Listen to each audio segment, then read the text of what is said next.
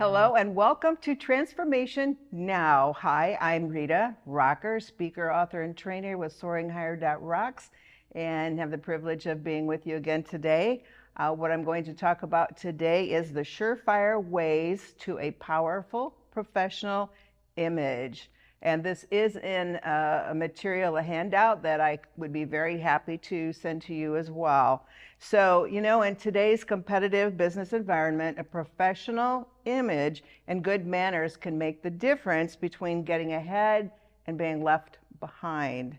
And so, as objective as we would like to think we are, we still judge people by how they speak, act, look, and write. So I'll be talking about the first three topics today. And did you know that it only takes 7 seconds to make that first impression with someone? And also to get if you're with an audience or meeting new people, whatever it is, it's only 7 seconds. This person is making all kinds of judgments about you already.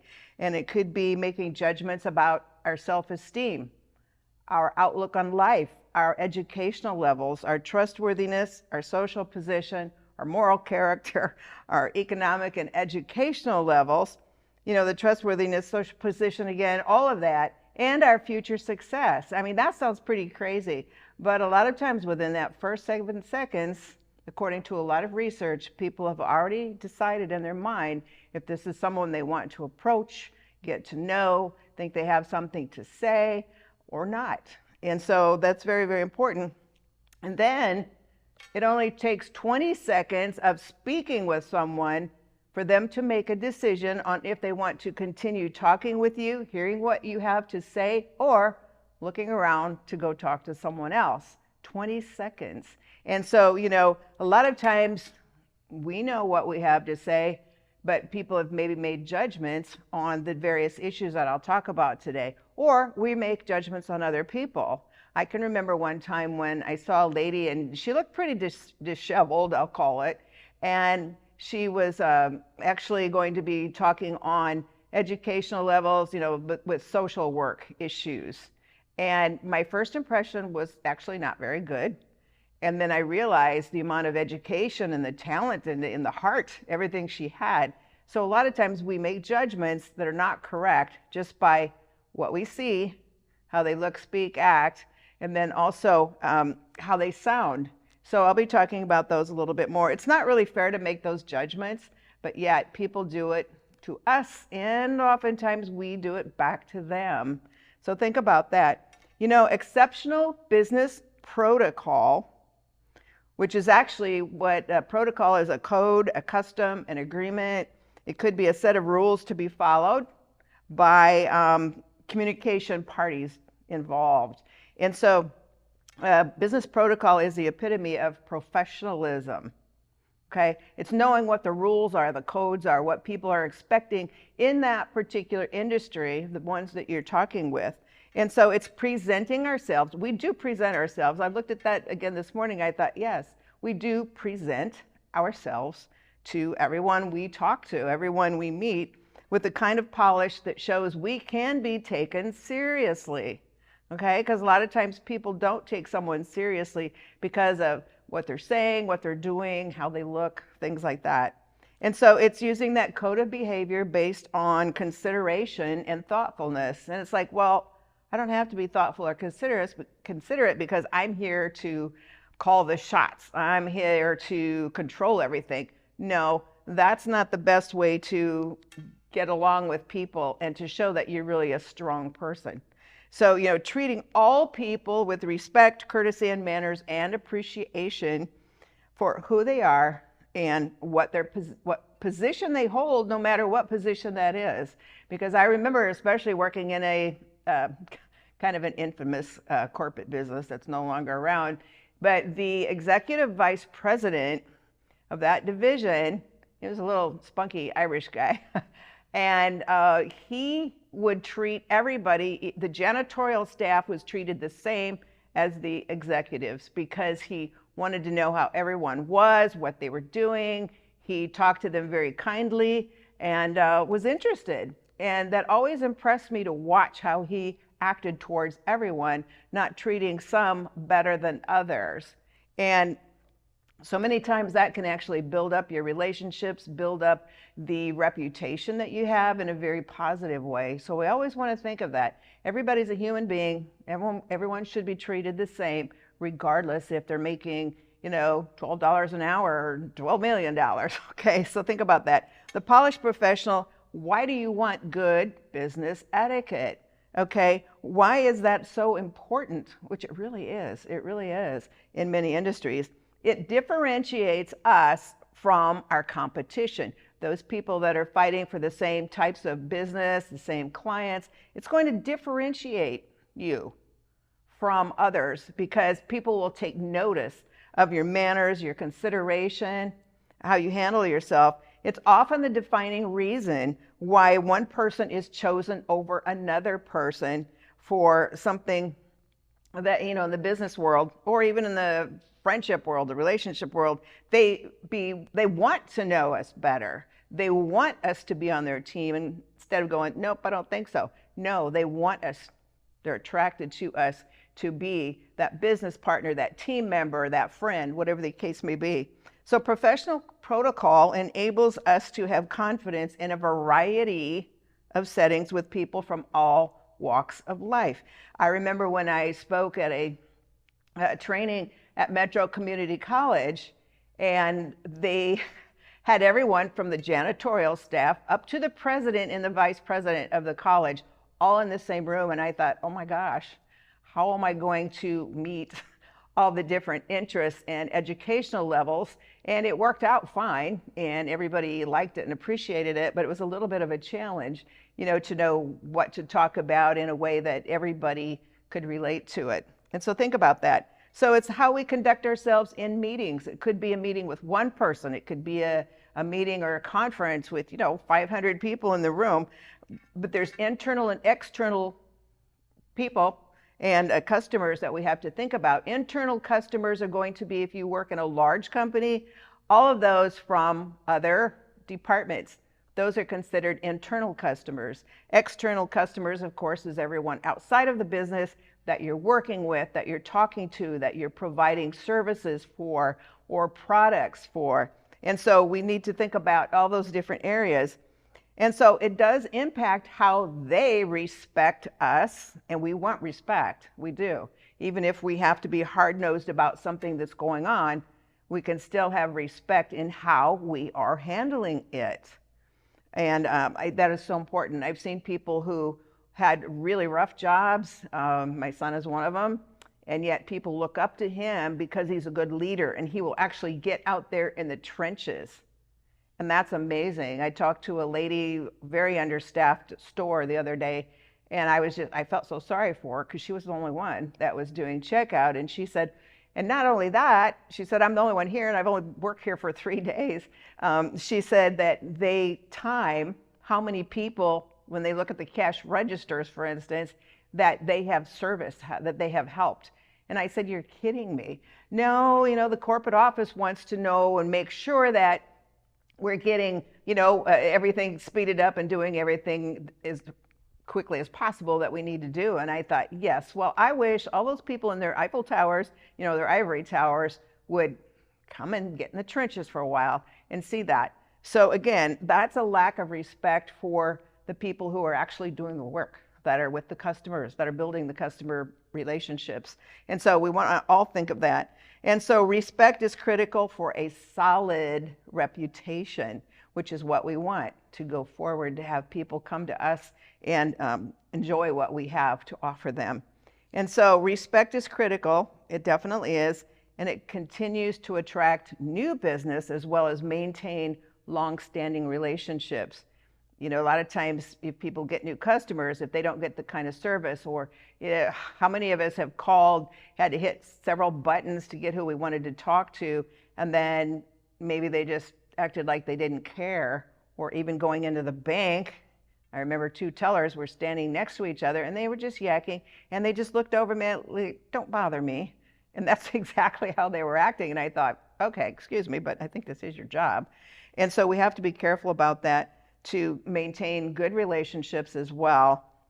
And so proper protocol enhances our credibility, which is our trustworthiness, our reliability, our believability on sales calls, in negotiations, on the golf course even, if you're doing business golf, and definitely while conducting business over meals.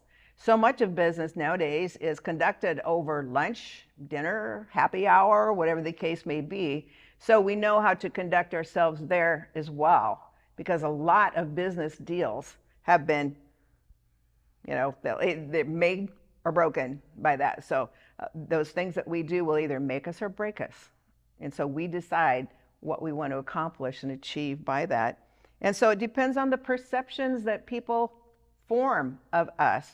Our perceptions are what we perceive. We perceive ourselves to be a certain way. That's how we act. That's how we look. Do we perceive ourselves to be someone who is positive, who is confident, who knows what we want, and we believe in our products or services?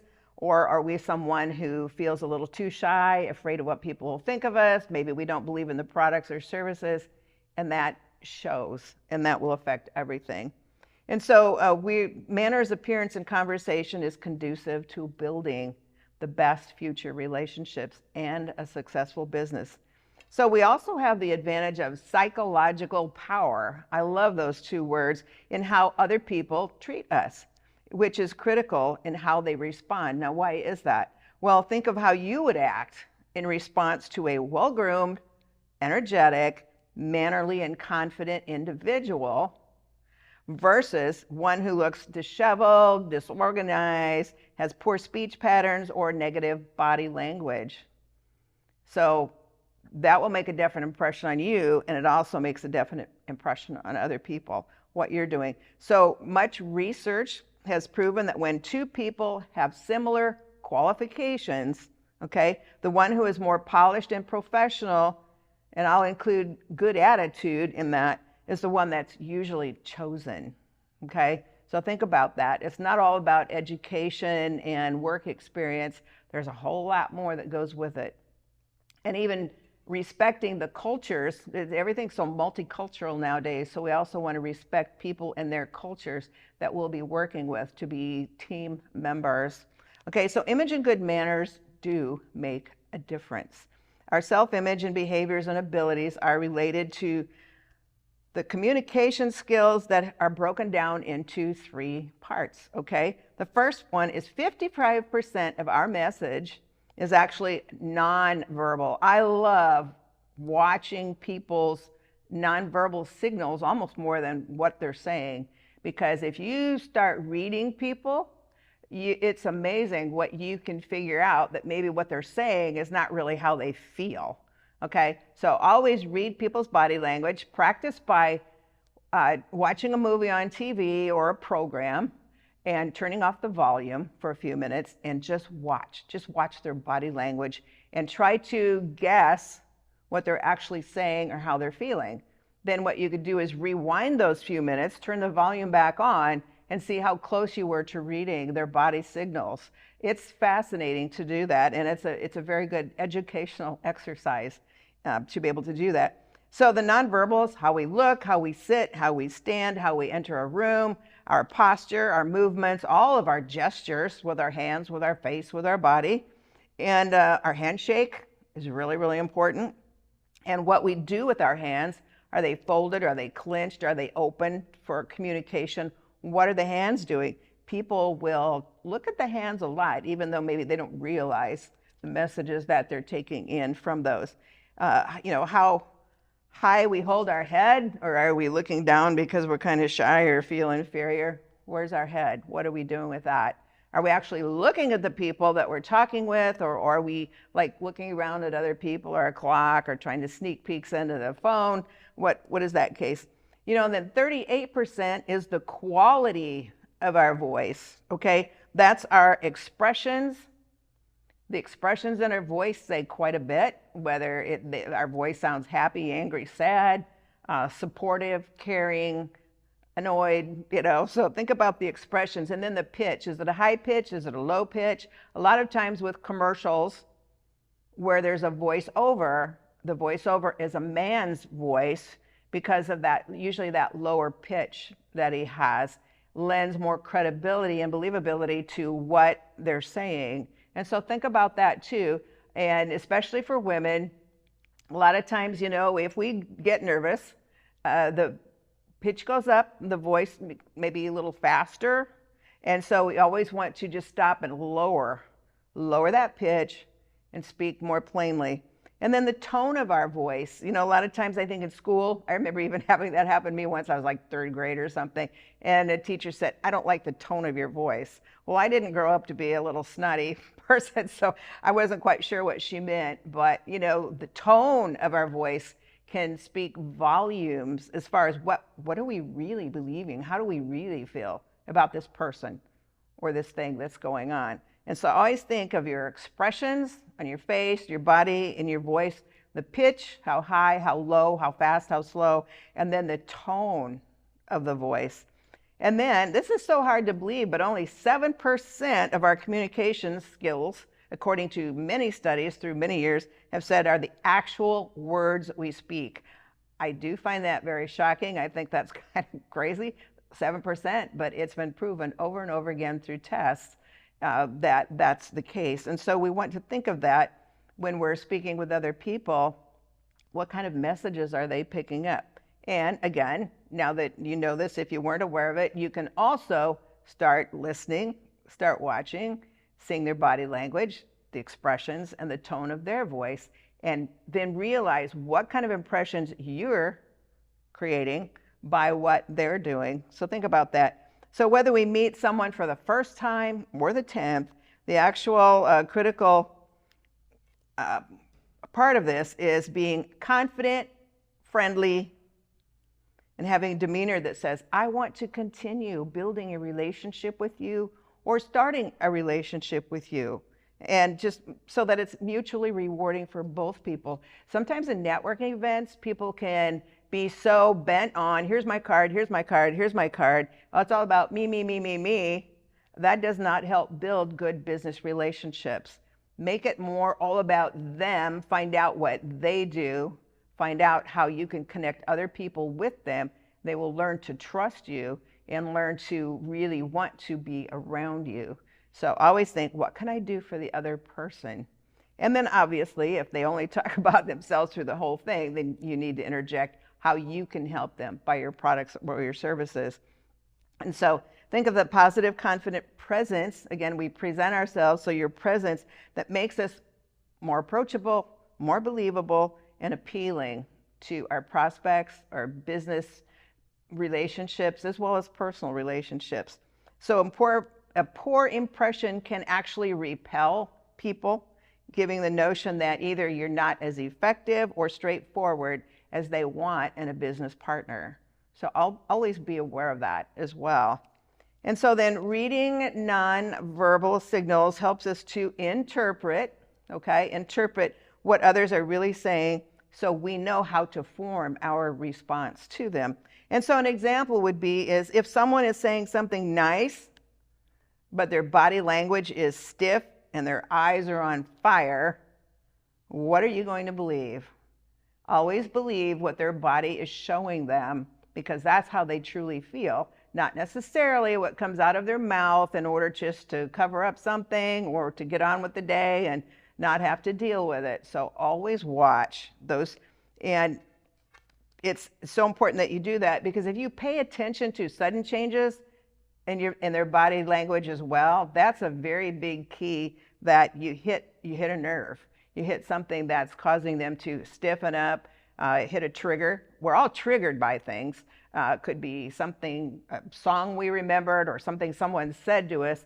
And if we hit a trigger in someone that turns them around, they start thinking about this experience or something they heard in the past, that's going to change, and their body language is going to show that.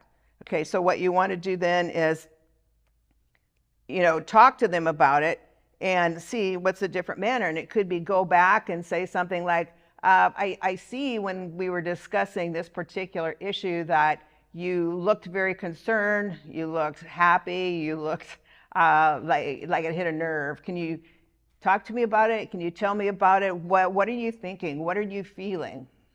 Do you have a different thought on a solution that we could provide, because I could see that that is something that concerns you, and just talk to them kindly about it until you see that you are forming more of a bond again, or at least creating a peaceful resolution to it, however the case may be. So always go back and find out why they changed their body language, their expressions, because there's a reason for it.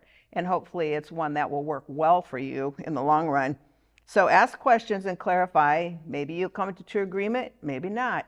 They want to be heard, they need to be heard, they need their opinion to be respected in order to go forward. So just like we all want our opinions to be respected, even if maybe we don't agree and they don't agree with us, which is happening a lot nowadays. And so we have to be very careful on what we're saying and what we're doing, how we're reacting to other people. If somebody else is reacting in a very negative way, that doesn't mean we have to. A lot of times studies have shown that when a person is getting yelled at, if they actually lower the volume, the person will also kind of decompress, because they need to hear what we're saying, usually, unless they've just shut you off. But they want to hear, so they have to quiet it down enough to hear, because we've lowered. We're not going to feed fire with fire. And I see that so much now. People need to be careful. It's like we get angry, I've done it, and then we just kind of fight at each other. But a lot of times it's like, choose your battles. Is this worth what it's going to cause by some kind of a battle between you? Or can you just know, hey, I'm right. I'm not going to scream back at them. I'm going to be the upper person. I'm not lowering myself to that level. And I've thought about that a lot in areas where it's like, I could scream back, or I could say something equally angry, for instance. It's like, no, because then I'm lowering myself to that level. I'm not going to do that. And so when you start thinking that way, it takes a lot of pressure and brings a lot more peace into your life. And you're strong. You don't have to worry about them running all over you. But the more practice that you do, the better, the more favorable it is. So think about that when you're communicating with people. And then by watching a job candidate, because I used to be in human resources, and I worked with a lot of job candidates, and maybe they had all the technical skills, they have all the, maybe the education, whatever the case may be. But I also considered very much the culture, because if this person is kind of a free spirit and they love to dress more colorfully, they like to be more outgoing and have fun, they like to communicate while they're doing their work, with other people, not to be distracting or anything like that, but they like to do that. Okay, so what else do we consider? I considered a lot the culture, their personality and temperament. Are they going to fit in there? If they're the person I just described and they're going to try to work in a bank, I would say no. A lady that was very extremely qualified for a position with a very well-known accounting finance firm had come in with her navy blue suit, her white blouse, groomed to perfection. But for some reason, she was at least 45 or older.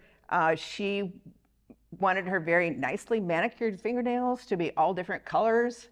And I talked to her about that, and I said, you know what, that's just not going to work, because they are so conservative. And she said, that's my symbol. That's who I am. And I said, well, could you make them all the same color? Because they will say that's a distraction when you're working with their clients. And she said, no. And I was so shocked that she would do that, but that was her symbol. And so she didn't. And then another time I worked with a young lady who was going to a company that was fairly conservative. And she had on, again, a navy suit, very conservative suit, very well groomed, everything about her. But she was wearing like a little camisole bustier, revealing. And she couldn't understand how, and she had her pumps on, navy pumps and everything. It's like, what happened? And so when she told me what she was wearing, I said, that was it. Because that shows that you're maybe thinking about other things besides your job. And they looked at that like, no, we don't want distractions for our clients, because you have to wear that little bit of party attire in with your conservative job. So always think about where you are and what you're doing.